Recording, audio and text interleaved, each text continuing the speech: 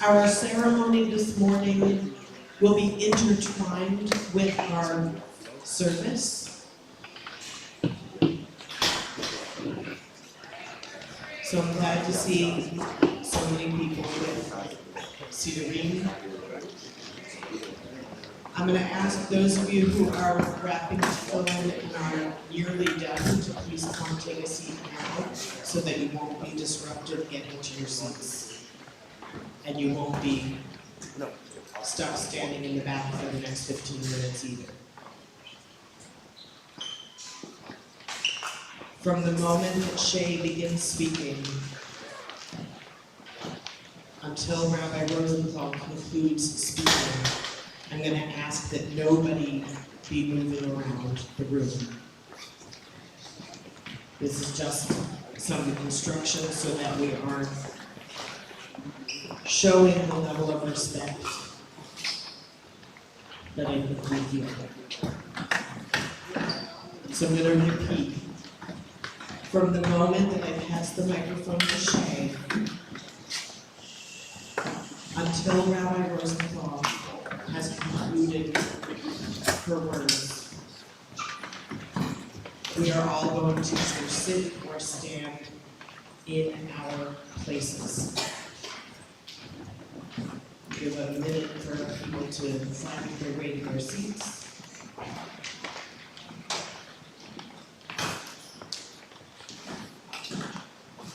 I'm going to take this opportunity just to thank the many people who helped to create this morning, to be able to put some words, some music, some expression into how so many people in our community are feeling.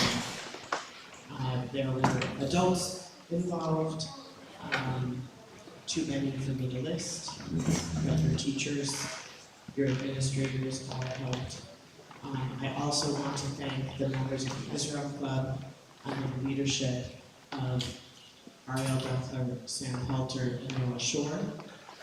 And I want to thank all of the students who have volunteered either to participate in the Jewish ritual, the traditional Jewish ritual of this morning's Shachrit service, which is also during the Aseret Yemei Teshuvah, the 10 days of repentance. So you're going to hear some, participate in some extra parts of the service. And the students who volunteered to participate in the Israel portions of our morning. It is all intertwined in our experience, and so it is intertwined in our ceremony this morning. At this time, I'm going to ask that anybody who is still standing, please stand quietly and face front.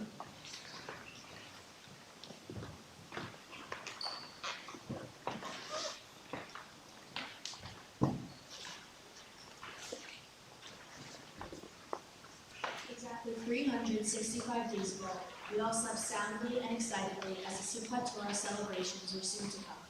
However, people in our homeland, Israel, were not blessed with the same experience. They anxiously checked their phones as news spread about an influx of Hamas militants into Israel.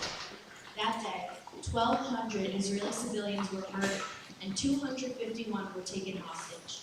We commemorate the memory of all the valiant fighters and heroes who died defending our homeland, including our own Omer Nutra, and we hope that the IDF will prevail and that the remaining hostages will be returned.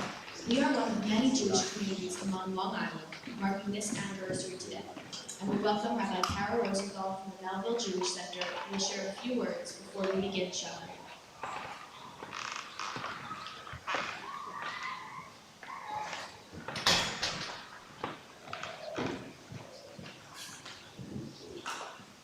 One of the things I've been thinking about over the past couple of days as we've approached this really difficult anniversary is that this is not only a really hard and challenging and sorrowful day, it's also a really unique day in a lot of ways.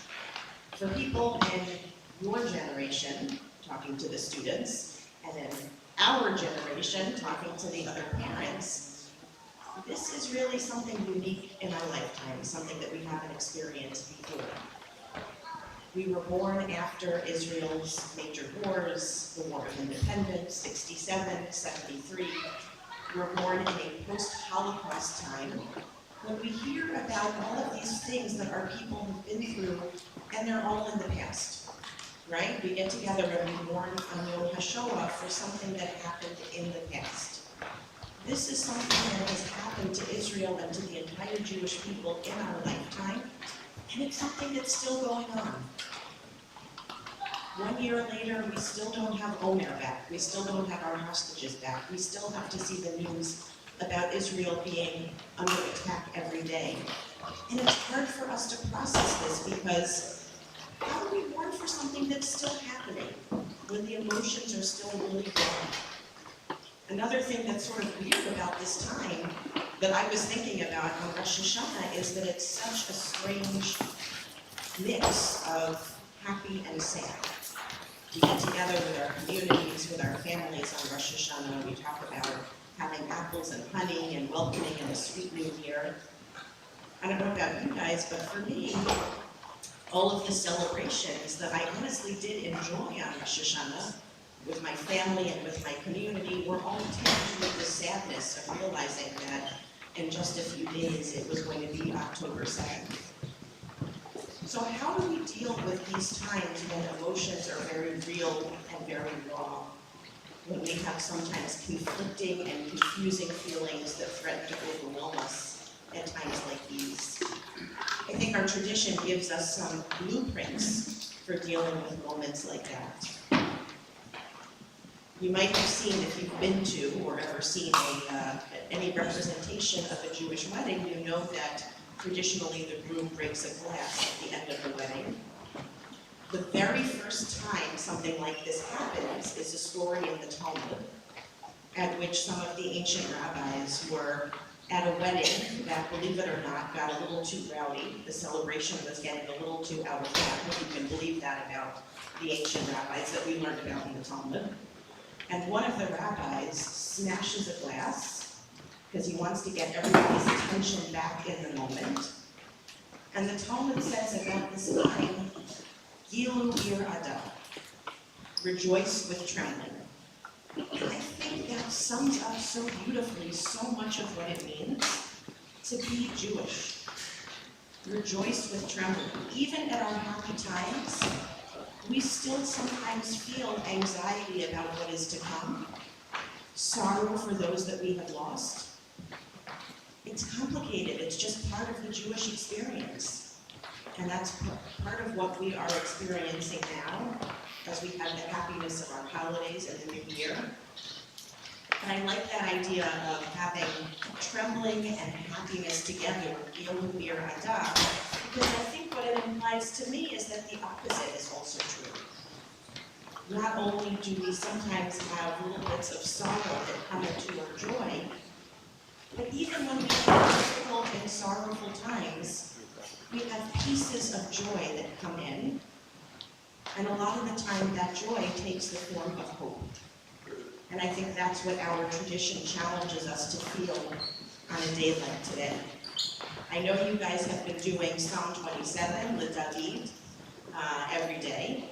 I've been doing 2 morning and night, as we have been doing during the month of Elul and now during the month of Tishrei. This is always one of my favorite prayers, just because I think it has so many beautiful and meaningful lines. But I have to tell you, this month in particular, every time I read that prayer, every time I read that psalm, I feel sort of like it's jumping off the page at me. I feel like it was written exactly for this time, because of a couple of lines in particular. So I wanted to share with you, thank you to Maura and Becky for putting this on the slide to show for me. Wanted to share with you the end of Psalm 27, one of my favorite parts. Lulei hamanti lirot betuch Adonai be'eretz chaim, kaveh el Adonai, chazak v'yametz libecha, v'kaveh el Adonai. That first line is like a little hard to translate because the Hebrew is a little odd, the way it's organized. But it talks about having faith, having emunah, that you're going to see God's goodness in the land of the living. Like, you'll see some of God's goodness that God has in store for you while you're still alive. And the way that it's written in the Hebrew, it can sort of be translated as, if I didn't have hope that I would see God's goodness in the land of the living, and then it kind of trails off, almost as if to say, I don't know what would happen. If I didn't have faith that God had some good things in store for me, I don't know what I would do. I can't even go on with that sentence. And then it says, Kaveh al Adonai, hope in God, chazak v'yadas libecha, strengthen your heart and be strong, and hope in God. Those words have really helped me get through these past few days as I have prepared for October 7th. Even with all of our sorrow, even with all of our pain that is so real and so raw and so immediate right now, I think that there's still room for us to have hope.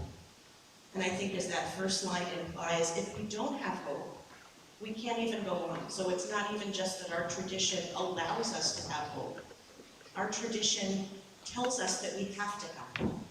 It begs us to have hope, because without that hope, we can't continue all of the things that we need to do to live proudly as Jews. There are a lot of things in Judaism that we do as individuals, and there are a lot of things that we do as a community.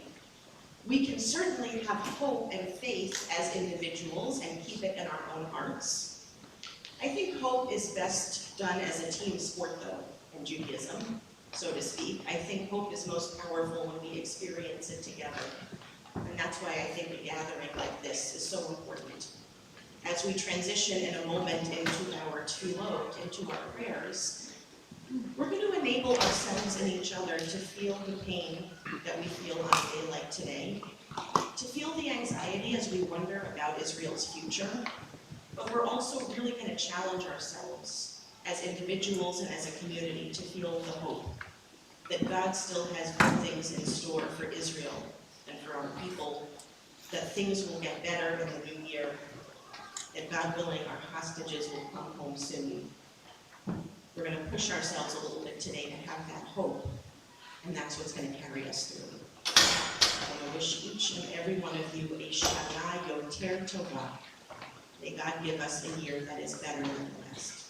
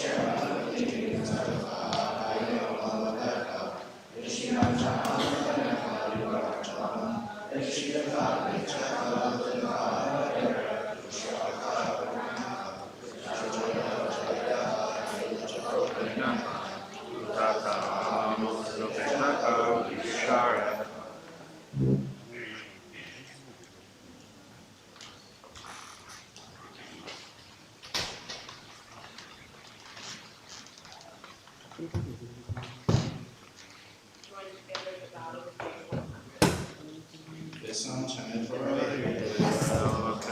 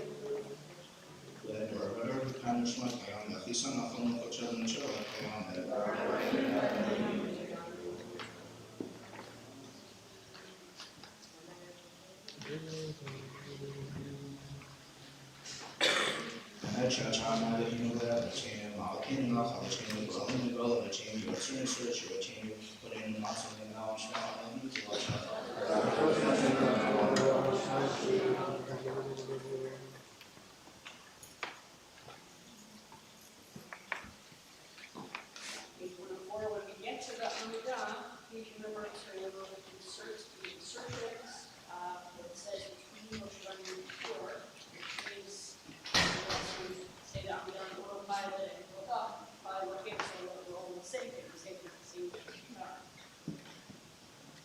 He loved how you unbroke from the rock, Moshe and Israel, on Yeshua, Sahara, Lover, and go on.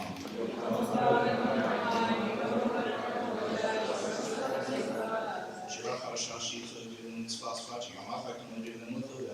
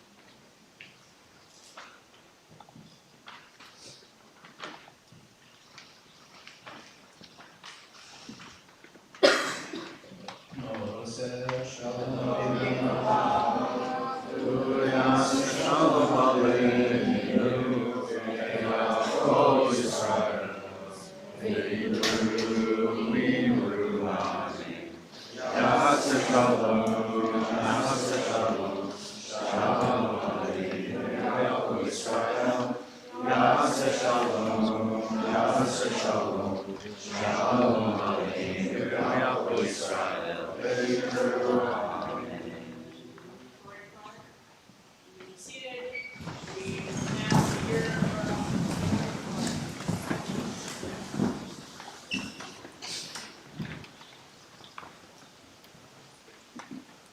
The Yomi Dad is the time in which we get to have personal conversations with God. If we complete our private prayer, the unity of the Jewish people that have helped so many through this incredibly difficult time is more prevalent than ever. Whether people gather and organize to donate funds, give, even to just garner support and to spread messages, Jewish communities around the world have been in full-fledged action. The song Achenu encapsulates this very message. The song title, literally translated to Our Brothers, is a cry to God to aid our fellow Jewish people in any trouble they may encounter. While this recitation of the prayer may be mainly focused on our brothers and sisters in Israel that have experienced hardship after hardship the past year, it also relates to Jews around the world who were also greatly affected by the attacks on our homeland. I invite you all to sing along to the words of this prayer.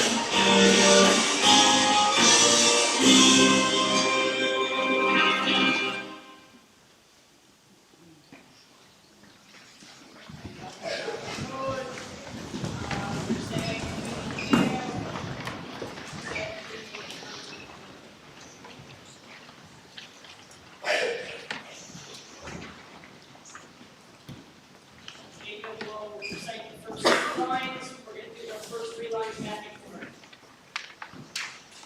Beginning walking in the left arm, your left arm half long. Beginning walking in the left arm, your left arm. Beginning walking in the left arm,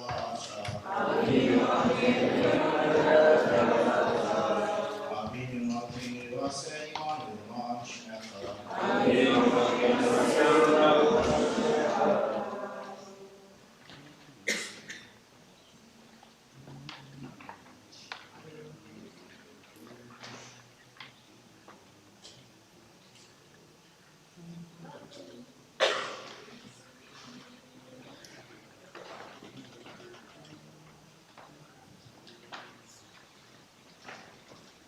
Three lines up from the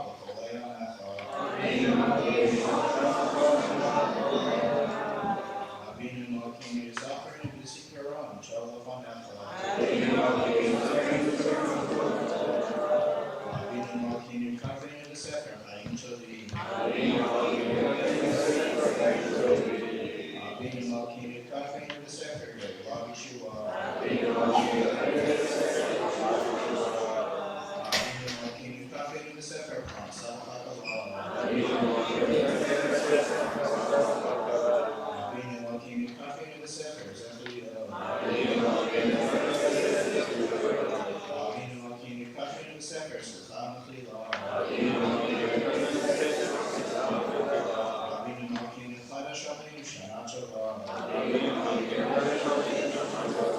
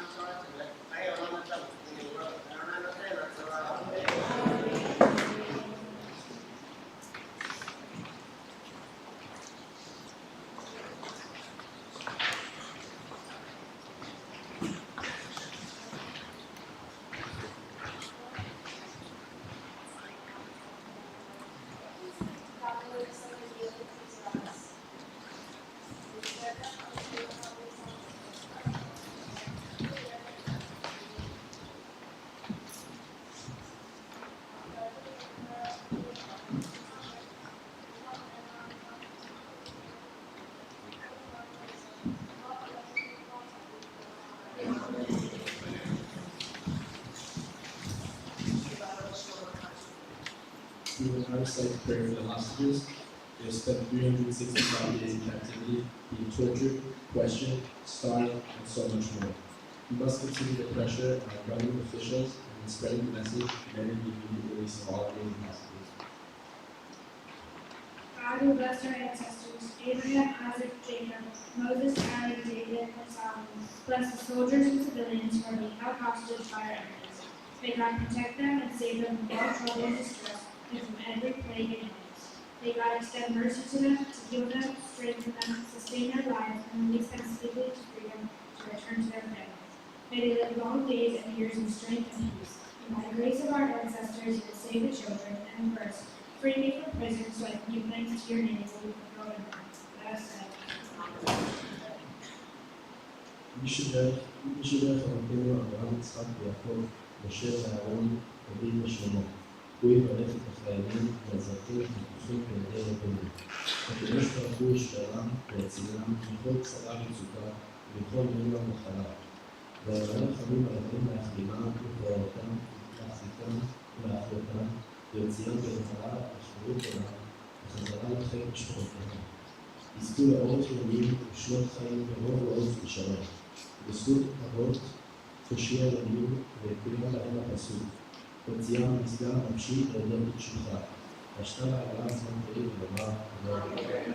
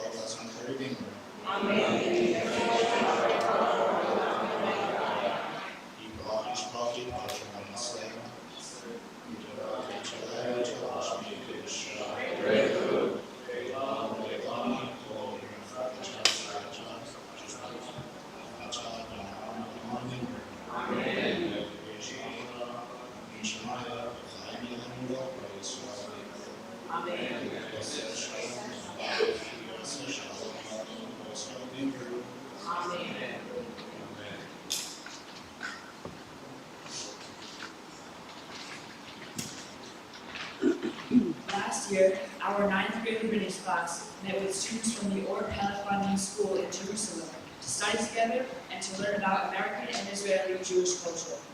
The principal of their school, Yossi Hershkowitz, was a sergeant major in the reserves in the IDF. He was killed in battle on November 10, 2023. He left behind his wife, 5 children, his parents, and his Or Pelech community.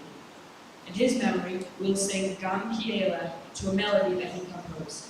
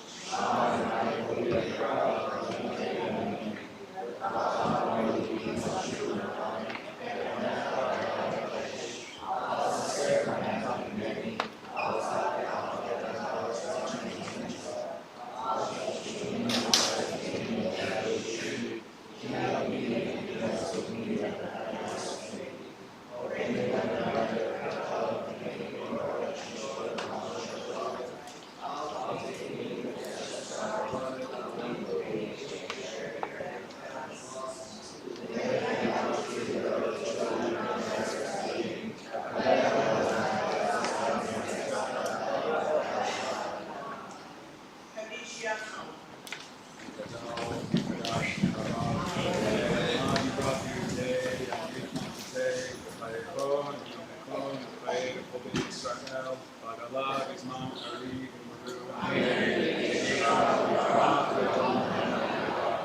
Ibarak, Yishabak, Yizar, Yitramam, Yitnaseh, Yitadar, Yitalev, Yihalal, Shnei, Kedusha, Leila, Leila, Mikol, Berkata, Shirata, Tushbakata, Benekamata, Damiram, Bialma, Yimaru, Amen. Yehi, Shlamurada, Yishmaya, Bechaim, Alinu, Bial, Yisrael, Yimaru, Amen. Yoseh, Shalom, Yimroma, Yaseh Shalom, Aleinu, Bial, Yisrael, Yimaru, Amen.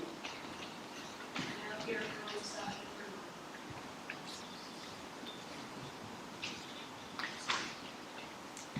In hard times like these, it is common to begin to lose hope and to experience the struggle of trying to find hope again. This poem, written by Alden Salabi, turns to the most unexpected source of potential answers. Those who were murdered in the shock and terror assault on October 7, 2020. To Hope Again by Alden Salabi. My heart has abandoned this world to seek the lost, refuse entrance to heaven.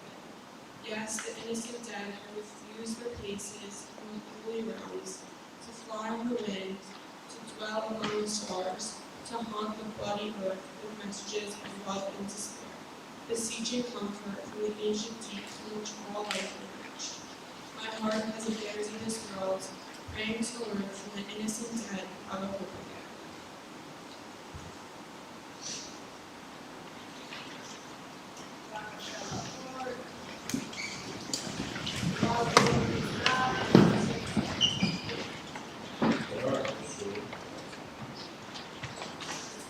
In our own school, we have recited a prayer for the day. But today's recitation includes our hopes for a bright Jewish future, for the state of Israel, and for the people of Israel, for all of us. Please turn to page 416 and recite the prayer.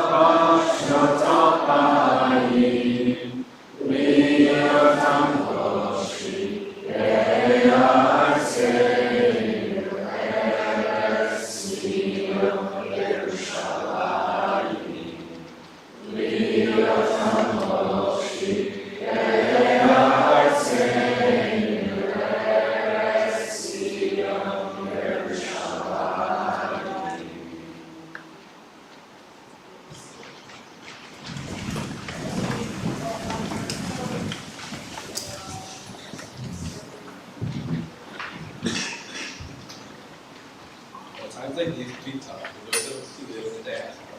We can look to our brothers and sisters in Israel for messages of hope. In the wake of the war and atrocity, a new song was born.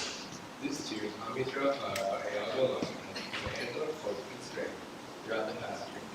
So as we end what has been a mournful commemoration on October 7th, I hope to send you off into the rest of your day with this empowering song. Let's sing together.